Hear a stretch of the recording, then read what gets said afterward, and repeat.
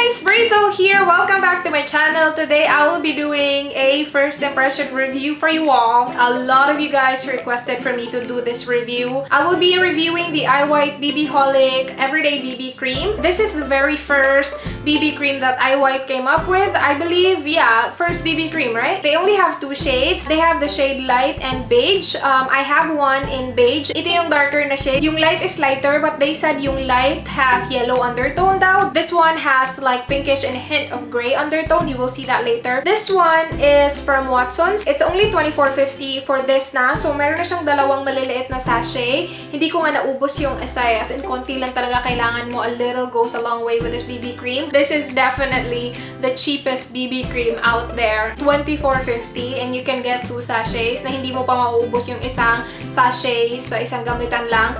That's perfect. Packaging-wise, iWhite, as always, ang gaganda ng packaging nila. Super cute. Sabi dito, natural-looking coverage. Provides the benefit of both skincare and makeup. Yung mga active ingredients niya, niacinamide, aloe barbadensis leaf extract, portulaca oleracea wine extract, citrus paradisium, whatever. And it is made in Korea ng bonggang-bongga. I do agree with this one. It does provide natural coverage. After ko naglagay ng under eye concealer and then powder, lumabas ako kanina. Tiningnan ko yung sarili ko under natural lighting. Hindi as in lumabas ng bahay ha. Dito lang sa labas ng kwarto ko. Kasi merong natural lighting na ganap sa labas ng kwarto ko. Medyo lighter tingnan yung face ko compared sa rest of my body. Hindi naman as in sobrang tsaka. I hope mag-oxidize siya later on though. Because yeah, under natural lighting, obvious talaga na medyo lighter yung face ko compared sa neck ko. And wala tong SPF. I did take a flash photo. Flash photo looks great. I'm really liking it. So far, so good. Very lightweight lang siya sa skin, you guys. Hindi siya malakit sa face at all. So yeah, I will go ahead and show you guys the clip of me applying this on my face. Okay, so I have nothing on my face right now. Hindi ako naglagay ng moisturizer. Hindi ko rin ginamit yung Snow Skin Whitening Cream ko. Hindi as I am aware, may butas yung aking ano. That's okay. Hindi naman ako ate ng party today.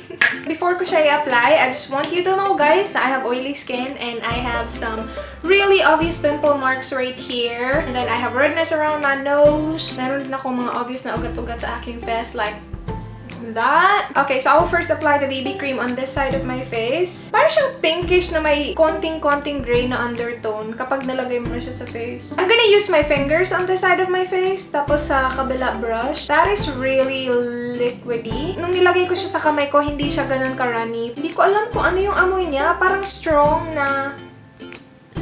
Oh gosh, I'm sorry. Hindi talaga ako marunong sa gano'n. Nakakaloka. That feels really nice on the face. Ang dali niya i-blend. Meron talaga siyang amoy na hindi ko ma-explain kung ano. Medyo strong siya, guys. Oh. Dang, you guys. Nag-set na siya sa face ko. Hindi siya mahirap i-blend at all. Kung fingers lang gagamitin mo, okay na okay siya. So, that's really good. Tapos, na-even out niya naman yung skin tone ko. Yung redness around my nose, hindi niya fully na-cover, pero carry na. And hindi ko pa naubos yung nilagay ko sa kamay ko kanina. So, sulit siya. Hindi na ako gagamit ng brush kasi okay naman siya kapag fingers lang yung ginamit mo. Okay, so it looks like that right now. I'm really impressed. As in, sobrang nagugustuhan ko yung finish niya. It's not 100% matte. Siguro mga 97% or 97%. Yung consistency niya, as you guys saw, medyo watery kapag nilagay mo siya sa face mo. So, madali lang siyang i-blend at saka i-apply. It has light coverage. So, hindi niya totally na-cover yung mga pimple marks ko right here. Pero we'll see if mabibuild up natin yung coverage niya. So, I'm just gonna apply a little on those spots right there. Hindi ko alam kung nakikita nyo, pero yung consistency niya talaga, once na lagay mo na siya sa skin mo, parang nagiging watery. Reminds me of the Aqua Moisturizer. Though not exactly the same, kasi yun sobrang watery yun, pero meron siyang ganong ganap sa kanya. I don't think you can build it up. Hindi mo na build up yung coverage niya, but good enough for me. I like it. I like the finish that it gives on my skin. Hindi ko alam kung even siya tingnan. Pero dito, parang dark. Tingnan nyo dito ko. I do not know. I will just go ahead and apply under eye concealer, tapos set it with powder. Mamaya na ako maglalagay ng lipstick, but I just applied under eye concealer, tapos yung powder na ginamit ko is my Nishido Final Powder. This one is in the shade Creamy Glow. Hindi pa ako nag-apply ng blush, but in a bit, mag-a-apply ako ng blush. But so far, so good. Right now, I'm really liking it. Hindi siya heavy at all. Very lightweight lang niya. Parang wala lang siya sa skin. Para lang nag-apply ako ng moisturizer sa skin ko.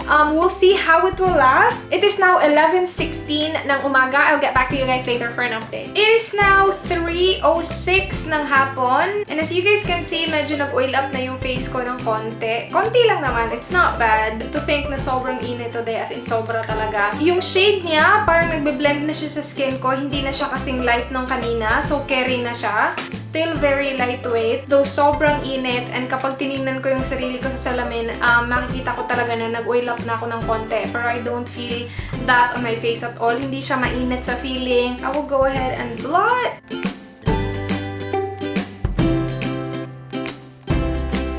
This is what the blotting sheet looks like. Yes, oily na siya, pero okay lang kasi oily naman talaga yung mukha ko. Okay na okay pa din naman siya. I still can see my blush. Parang nag-oxidize siya sa akin ng sobrang konting-konti lang.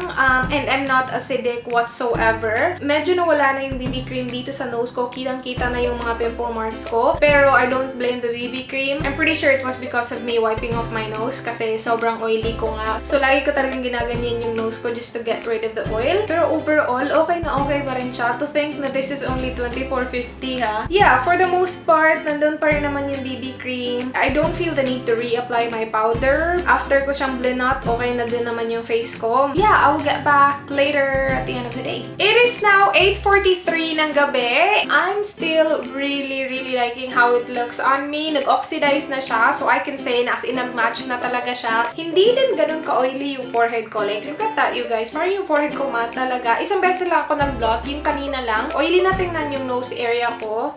Of course. Lagi naman talaga yan. I'm just gonna go ahead and blot. This is what the blotting sheet looks like. Okay lang naman. Konting oil lang yung nakuha ko. And ang maganda dito sa BB cream na to is blotting paper lang yung katapat niya. Like, you do not need to reapply your powder over and over again. After mo i-blot, okay na siya, which is good. Kasi diba, hassle na kasi yung mag-powder pa. So, blotting paper, ang dali-dali lang. I-blot mo lang, tapos okay na. Nandito pa rin naman yung BB cream for the most part. Meron pa din akong blush na ganap dyan sa aking mga cheeks. Please ignore the dog. Yeah, okay na okay pa naman siya. To think ha, nag-nap ako kanina, you guys. Isang oras ako nag-nap. Tapos yung position ko ng pagtulog is yung mukha ko sinubsub ko sa foam. Like, ganon. Ewan ko ba? Like, hindi naman sin ganon. Parang pag-gilid na ganon. Hindi naman siya as in, like, sobrang nag-fade na dito sa part na to. Kasi ito yung ginanon ko sa foam eh. That's really nice. It's very long-lasting ha, which is really good. Kung ako lang ha, siguro pang-apat na beses ko magagamit yung half ng sachet, yung ito. Just make sure na sealed to ha, after nyo siya gamitin. So, just